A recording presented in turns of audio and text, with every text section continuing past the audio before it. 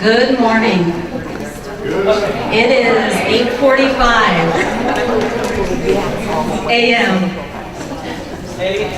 Thank you guys for coming this morning. Thank you. I am Bridget Christensen, and I'm the director of the Hatch Public Library in Boston, Wisconsin, and I am a member of the PLSR Steering Committee and also the liaison to the consulting work group, which is now the CE Consulting Work Group, combined work group. You want to advance it, Kent? There are almost 20 members that are on this work, the combined work group, all experts in in the field of CE and consulting, and all really smart people. You can read all of them. And then many of them are in the group today. If you're on this work group, combined work group, see lots of them. Thank you guys. Thank you for all the hard work that you've done. Thank you, thank you. Before we start, I want to share a little bit of information about the overall process. The purpose of today's presentation is for this work group to share information about their model with you and to get your thoughts and feedback about their model, the work they've done so far. We want you to ask questions. It's important for you to think of questions and ask them, but we want them to be specific to CE and consulting services. Try not to ask things that we don't know the answer to.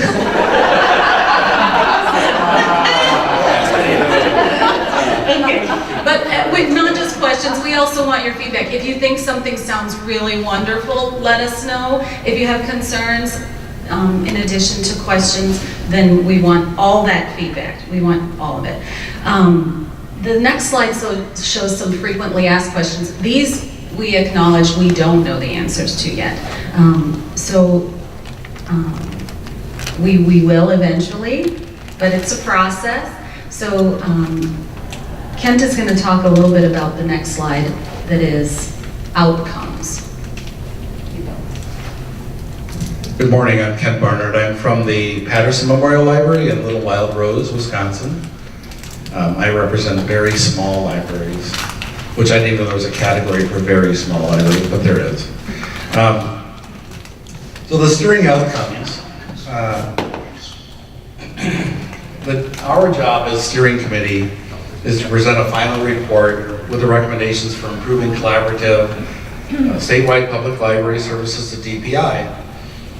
Part of the job of the steering committee is to develop recommendations around the governance, administration, and something else. Oh, funding. So, of course, a lot of these things we don't know yet, as Bridget just said. But there are several things that will help us, including Chapter 43 research, and they're reviewing. How many people were at a lot of the sessions yesterday? Okay. So Chapter 43 is reviewing the Chapter 43 section to identify parts that may need to be changed through what can be changed without legislation, that can be changed through legislation. The Principles of Structure Steering Committee, we adopted a set of principles devoted to the structure that we recommend. The document lays out that our steering committee will work to guarantee that governance, administration, and funding recommendation will meet critical standards. This is right off the top of my head, can you believe it? No, it's not. So the structure principles can be found on the PLSR site, and everything can be found on the PLSR website, which is plsr.info, in case you need to find anything, including all of these presentations they're being filmed and recorded, and so they will also be on that website. Funding and cost standards subcommittee work. The subcommittee is looking at how different funding is allocated to fund system services. And Human Resources Subcommittee is looking to gather information about H&R projects. I know there's a thing out right now. We're trying to collect everybody's page from the systems so that we have more information on how benefits are, just what the benefits are like throughout the state and how different they are. And then the work group report. The work groups, of which there are there 10 or 9? Because we combined a few. They'll be given to the steering committee hopefully this March of 2018. That's our goal. And in the next slide, we'll cover more about what the recommendation report will contain.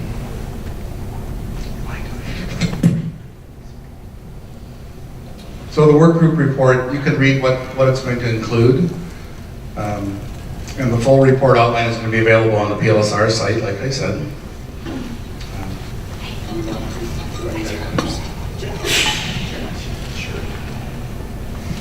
So this is Tracy Harrell and Barb Traeger, and they're on the work groups.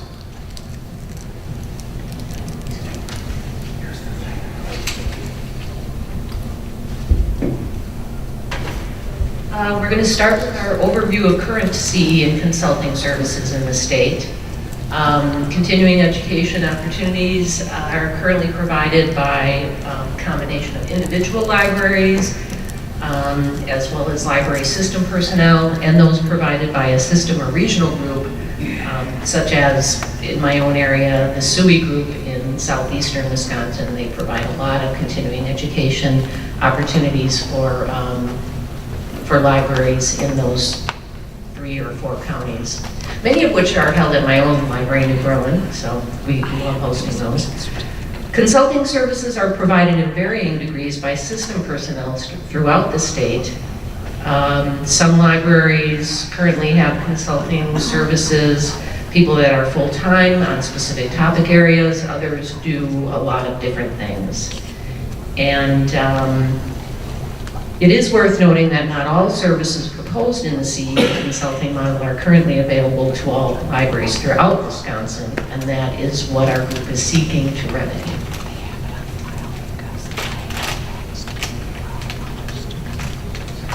So to that end, we as a combined work group, because CE and consulting were separate work groups to begin with, and then we realized that we aligned very, very nicely. And so we came up with this equity statement with regards to CE and consulting to ensure all Wisconsin public libraries have the capacity to provide equitable access to excellent library services regardless of the race, ethnicity, income, gender, or employment status of the people they serve or their location within the state. So obviously equity is a core value of the work group's mission and purpose. And our service model will focus on building equity, trust, and relationships in supporting and empowering local Wisconsin libraries. That isn't to say those things don't exist currently, the trust and the relationships, but we're really focusing on the equity piece of it because we know that all of these services are not available in an equitable fashion throughout the state. That's something we've really discovered in this process. So with regards to our key points, library staff at all Wisconsin public libraries will receive equitable consulting and CE services. Service will be the same regardless of location. Consulting and CE staff will work together in topic teams to reach shared goals and to deliver dependable, high quality, and equitable service to all public libraries in Wisconsin. And all Wisconsin residents will receive high quality public library service based on equitable public library services.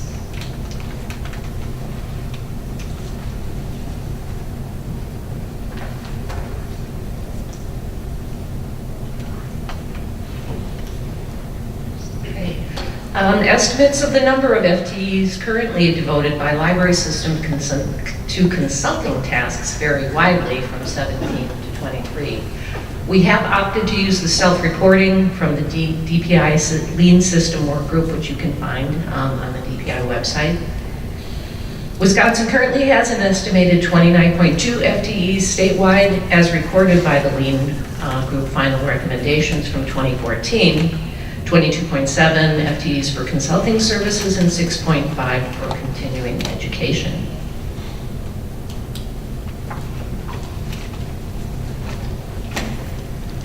So where we are in our model, our current model proposes 6 FTEs for continuing education. And these 6 FTEs would coordinate, and I note that I'm talking about FTEs, not people, but FTEs, so just keep that in mind. There may be some overlap in roles. The continuing education FTE work would coordinate all the continuing education for all 384 public libraries, including on-site and virtual training. That's a ratio of about 1 FTE to 64 libraries. It also translates to about 2 to 3 hours of continuing education per library per month. In terms of facilities, we've allocated 2 FTEs who would assist with all facilities-related questions, including space planning, and that would be a ratio of 1 FTE to 192 libraries. With regards to organizational questions, such as governance, administration, that kind of thing, we have broken this out into 3 different areas. 10 FTEs specializing in governance and administration, finance, trustee training and support, policies, and advocacy work. 2 specialists who would work with strategic planning and libraries, and 4 data experts who would specialize in data collection, analysis, and evaluation. That's a ratio of about 1 administrative FTE to 38 libraries, 1 planning FTE to 192 libraries, and 1 data FTE to 96 libraries. And with regards to services, we have allocated 29 FTEs to this area. These folks would provide guidance and assistance on youth, adult, collection, programming, marketing, partnerships, and inclusive services, just as an example. And that would be a ratio of 1 FTE to 13 libraries. I make mention of the ratios. We thought that that was a good way to kind of tell the story of how we're trying to implement that equitable service throughout the state. So that's why we have broken that down into ratios.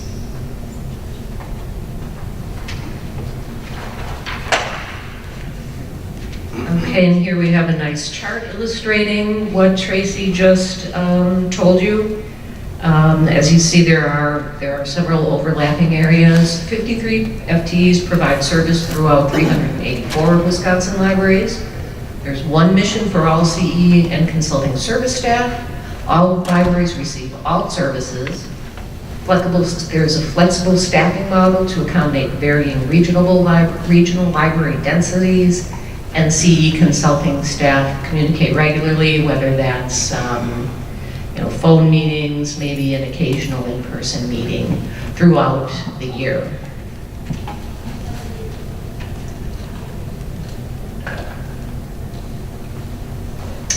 So what we have in front of us, we will be working on finalizing the number of consultant and continuing education full-time equivalents needed to help ensure equitable services to libraries across Wisconsin. We will be working on finalizing the list of services to be provided and defining the scope of those services for each libraries that receive the services they need most. We'll be developing the organizational structure of the consulting and CE team to ensure efficient and equitable delivery of services statewide. And we'll identify the services and resources to be delivered primarily through the online portal to enhance convenience and access to resources.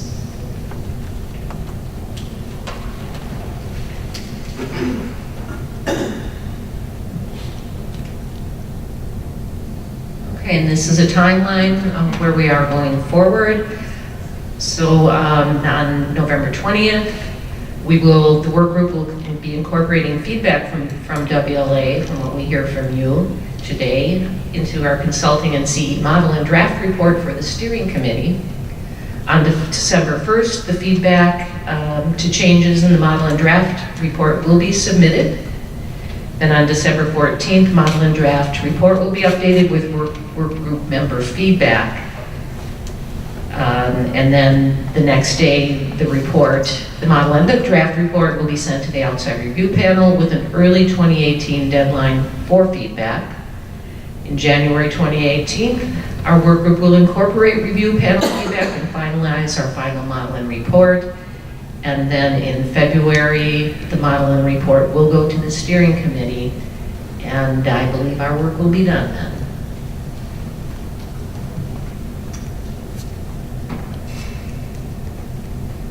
So I know that you probably all have been invited to, in various ways, to follow along and offer feedback, but this is just some information about how you can do that. You certainly follow the project at plsr.info, sign up for the blog, use the contact form for general feedback,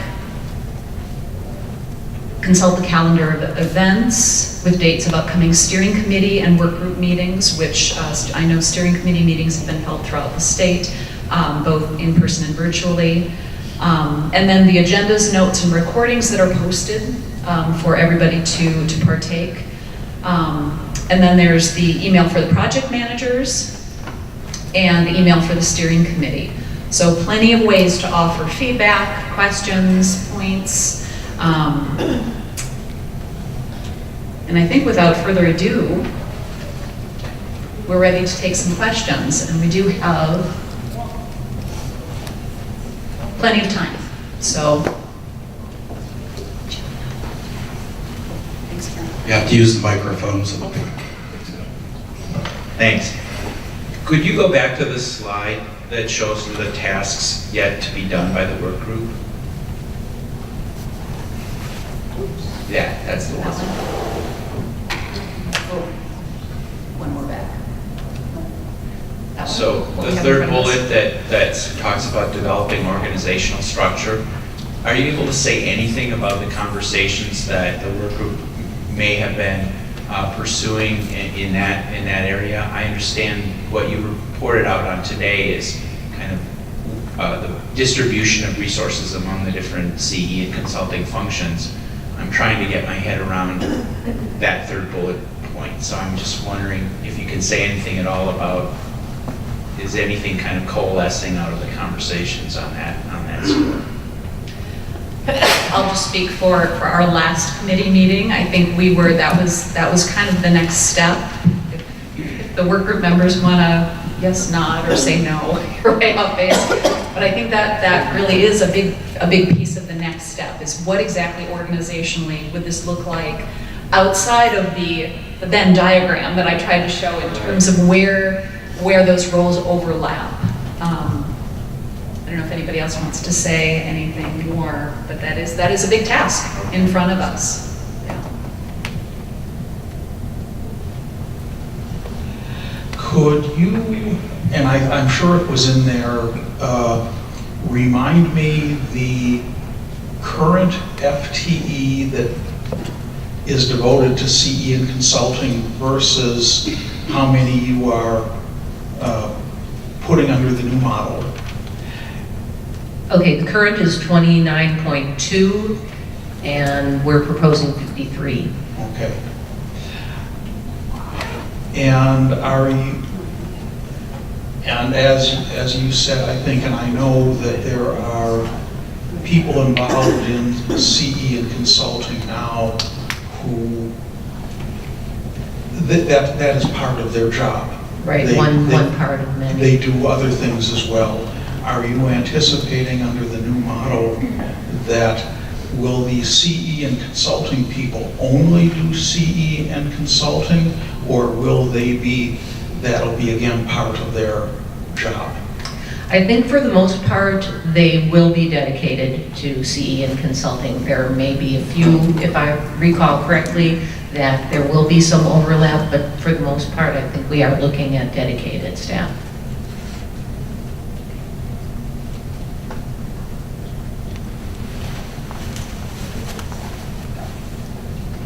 So I am wondering, especially for when you break them down, especially for those categories where there's fewer than the current number of library systems that we have, who do those people belong to? Like, who supervises those people? Do they now work for DPI? Is there a general overhead person, or is it 4 or 5 current systems are paying into that person's salary, and has any of that been discussed? No. To just clarify, no one will be hired by DPI. That's been very clear that we have no hiring authority. It's important, it does relate to that question about the organizational structure, and I think think the conversation has been that, you know, we are working on that part next, but it's looking at how can you have something that is, it's okay, it's, you know, one of those outer boxes. That there's some unity across the state, but also that flexibility for adapting to regional and local needs. But the idea that's been really expressed about the equity is to have real consistency between all these different CE and consulting services. So the structure of how that works is to be determined, but the idea that they all work closely together but are locally adaptive and that they are not employed by DPI. That's a good one. I figured that would be so I'm the closest. Maybe I missed this, but where did you come up with the 53 FTE? So, I can try to have a look at that. So, when we were talking through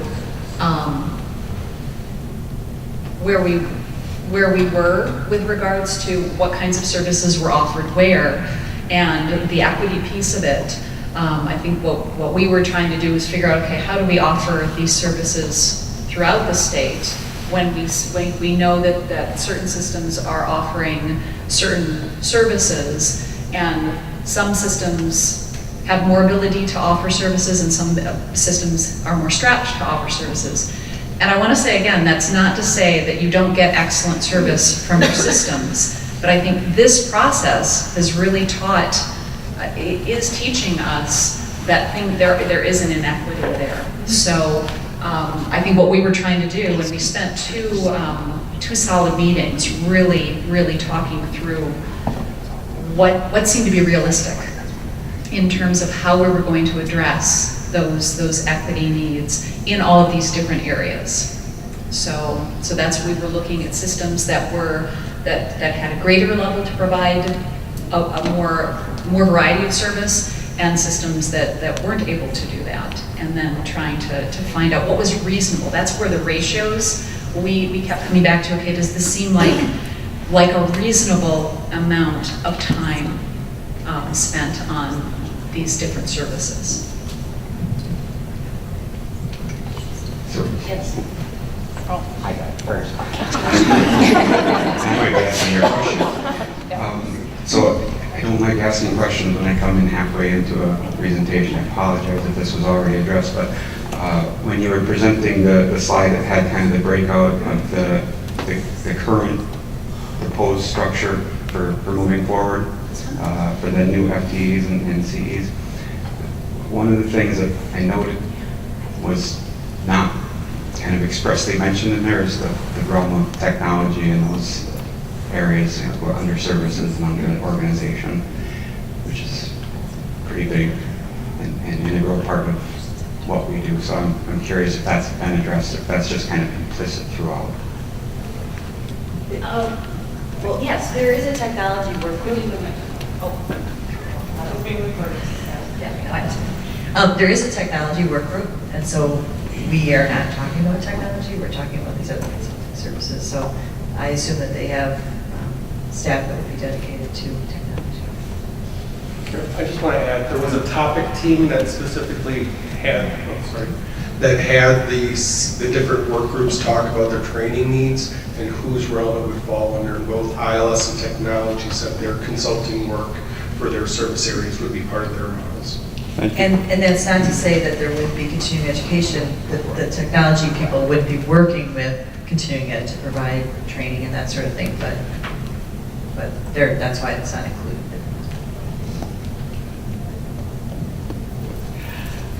A big part of my job currently is consulting type stuff, so I'm very close to this. And I cover a lot of areas. In fact, just yesterday I was talking with one of our directors in the exhibit hall, and she asked me a question about, they just had an employee leave and asked about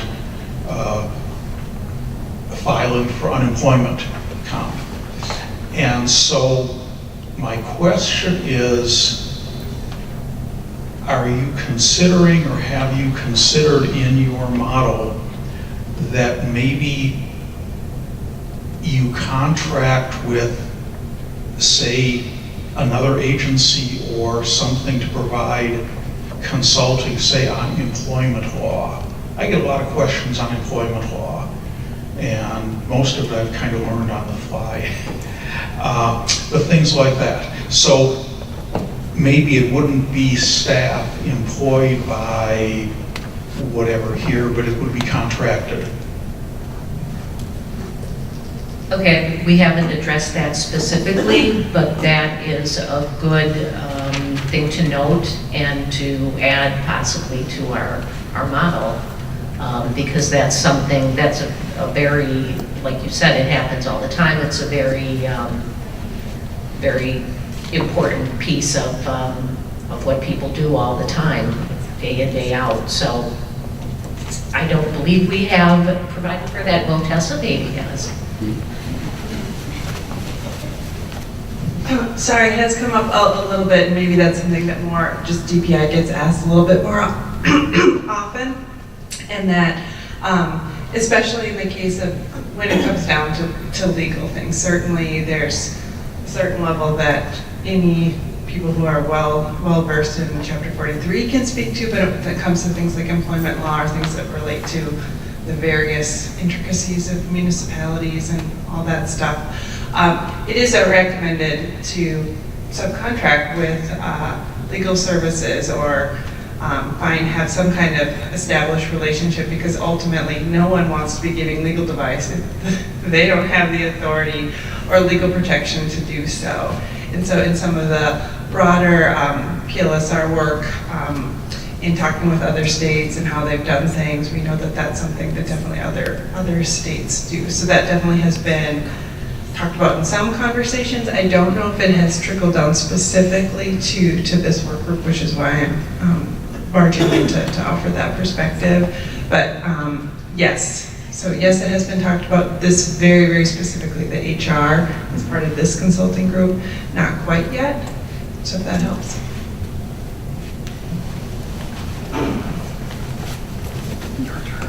Not sure I need to ask my question anymore, but maybe I will.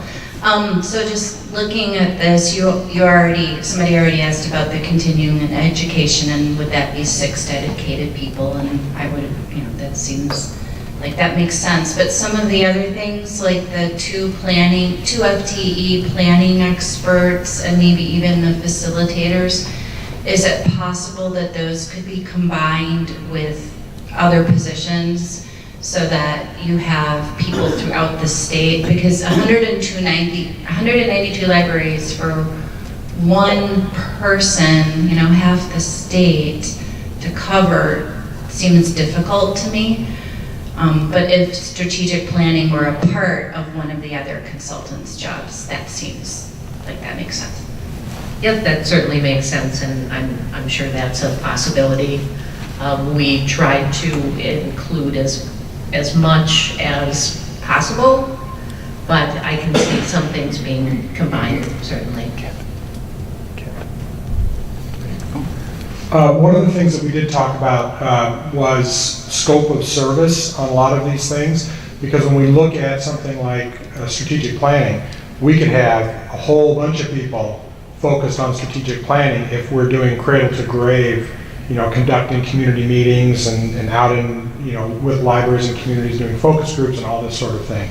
So I think when we talked about strategic planning, we thought of it more as a kind of a consulting, kind of setting up templates and being a resource for how do we get libraries started on it, giving them plans for moving forward, but not actually being there doing the process from start to finish. Because that we thought, to try and do that statewide would be really difficult. So our model is looking at a much more limited role for strategic planning service to give libraries the tools they need and to get them on the right path, but not to actually be there holding their hand throughout the entire process.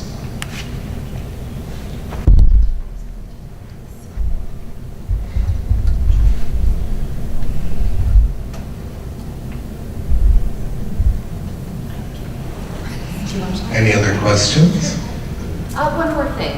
I only wanted to mention one thing that isn't on the slide that we didn't talk about yet, is the CE component in the model that has to do with the portal. I think it was mentioned, but this was a concept that, I mean, I think we are that's exciting and a little more easy to wrap our heads around than the consulting part. But part of the CE model has a online portal that has a calendar and other features where you can easily see what everywhere in the state, the CE that every place in the state is offering, and maybe some of those are private educational opportunities, or maybe some of those are provided by the different regions, but where they would be online resources or tutorials or webinars, but all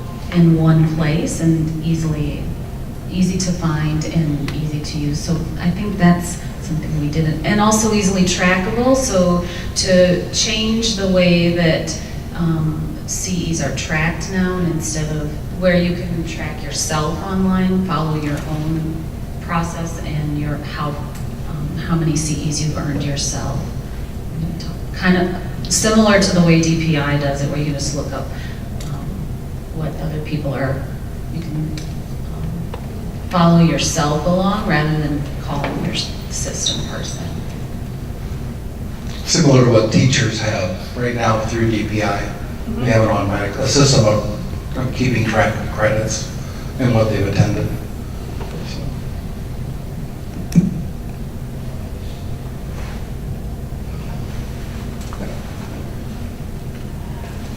What Kent was just talking about is you probably have heard, or you may have heard, that Representative Felskowski is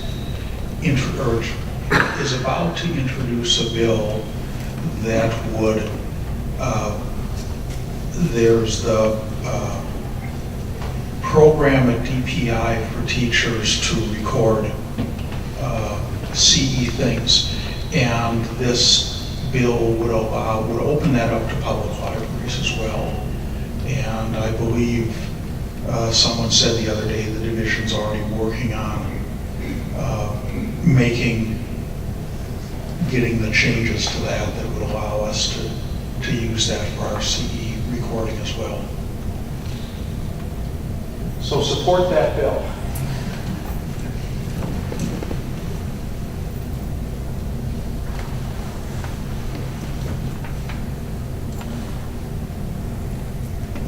No other questions? We have time.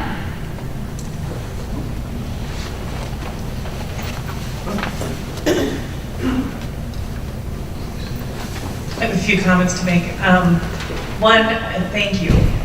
I just really appreciate seeing, I'm a system person, and just seeing that of all the things that we do at the system, or that we're called upon to be experts in, as far as if it's governance, or if it's HR, or if it's budget, or working with municipalities, or just the numerous questions that we get every day, and you identify them on the slides. And I just really appreciate seeing that, yeah, the work that we're doing currently at the system level is being recognized. And in your model with the number of people. If we had that many people working right now, my life would be so much easier. But yes, you know, as far as facilities and strategic planning and governance administration, I'm just like, that's great. And I also appreciate the fact that, and I understand, as at the beginning of each of the PLSR presentations, they've said that not all work groups are in the same spot at the same time. We're all in different phases of our development. But I'm excited to see that you've got FTEs on there. You know, a lot of the presentations we've seen over the course of this, we haven't really seen a shape taking place. Like, we're getting closer to a final model, and you guys definitely have given us a picture of what the model may look like. We're going to leave here with something tangible that I can take back to my system, to my libraries, to say, these are the things that we talked about. So I just want to say thank you. Thank you. I think what I want to say is there's a lot more work to do. How those 50 FTEs are dispersed around the state and where they're located and how their specialties overlap is a huge component that is still to be figured out. This group is a little more complex than others, just in the sense that it's people. It's not mileage and it's not bins or hours. Like Mark said, it was very hard for all of those people to quantify how much of your time is spent on as the system director and how much is spent as planning for CE, or how, all of those people wear so many different hats, and it was hard for them to put allot time to specific things. A quick phone call about something legal, is that considered CE or a consulting, or was that just, was only 10 minutes? And so their work is really complex, the stuff that they're doing, and important.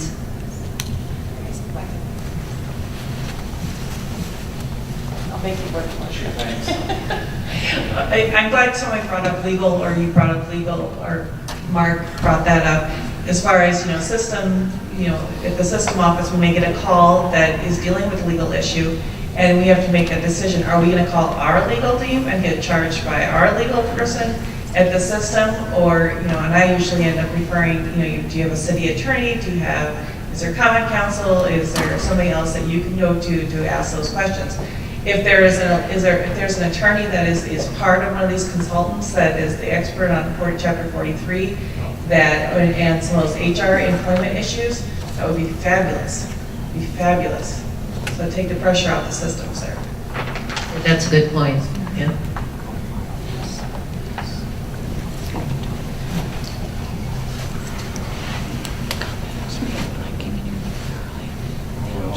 I mean, I had this reaction yesterday with the technology before, and I sat further from Steph, because she told me after, things could happen. It doesn't say that it doesn't have to be that way. And I knew she'd probably punch me for bringing it up again. But I worry I'm going to need to get like a Xanax patch or something, because I did some calculation on the 53 personnel and something like, reasonable costs, and then was thinking about the technology. And I mean, here alone, between sort of low end and high end, it's $4 to $5.5 million just for the personnel costs, and then you get to the transportation and everything else. I guess one question is the 29 programming and services people, is there a kind of a layout of those people and the roles and the areas that they'll do consulting in? Because I got encouraged when I saw the Venn diagram and some overlap, because I thought maybe if there were multiple personalities or really obsessive people or something but no, the total is 53. So I guess it means that everyone will kind of like work into some different areas at certain times. But that's my big concern, is raising expectations that the steering committee is going to have to try to reconcile, and then if they can't reconcile, then it gets to DPI and then trying to work with the 15.1 million. And I know it doesn't have to be that, but that's been kind of the message all along, is we're not looking to increase cost for system services, we're just looking for ways to do it more realistically. And I think about what Mark said with system administrators or system directors doing a lot of the consulting or a lot of that expertise. If these are dedicated, unique positions, that's reconciled too. So those are more concerns. I guess it's not really questions, but I guess I did want to reality check that, because you want to punch him now? She'll punch me. I punch him. Yeah, I just wanted to say it is, as Bridget just said, we sort of went for ideals, best case, with the knowledge that may be cut back. That's what I guess that's, so that Michael picked me up, that's what I hope, is that we're still in the realm of ideals. And it is FTEs, not, it doesn't represent 53 different people. Remember that. I guess I kind of wanted to echo what you said, because in Southwest Wisconsin, I don't see 17 FTEs at all. And looking at this, oh my gosh, would it be amazing to have access to that kind of consulting? It would be amazing to have that kind of CE support. We can't afford one. I mean, we don't afford one right now, and I don't see this being possible for what some of our small libraries can afford. I think that's what we're trying to remedy, is this incredible inequity. And we're aiming high. I think we're aiming high, not unrealistically, in terms of what maybe it should be. So we hear you. We hear you.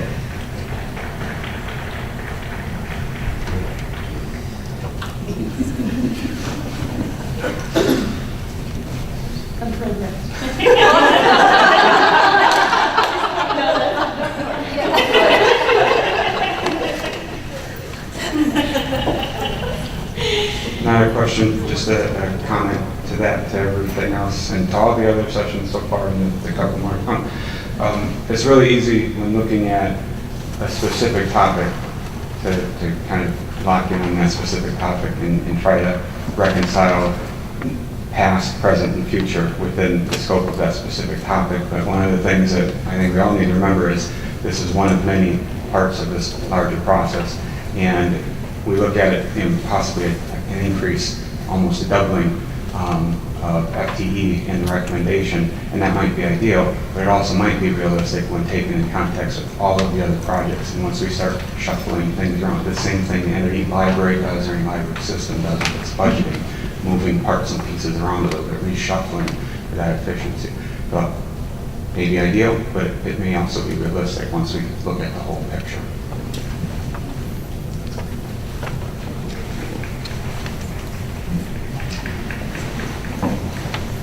A thought I just had here, thinking about being able to afford this. There is a tremendous pool of expertise in our retired colleagues. And might there be retirees, they don't want to work full-time, but maybe they work, say, quarter-time. And they could be contracted with to do this, and that would help hold the cost down because you would not be paying the benefits. You would just be paying an hourly rate or whatever. And that is a possibility for helping to staff this. Thank you for that suggestion. I know we're recording it. Thank you. So we're just about at the end of our time. Thank you so much for coming this morning. I know it's early and it's the last day, but thank you for allowing us to share this information with you. And please encourage your colleagues to become engaged if they aren't already. I think that will be a big part of this process. Thank you. Thank you. Guys have a good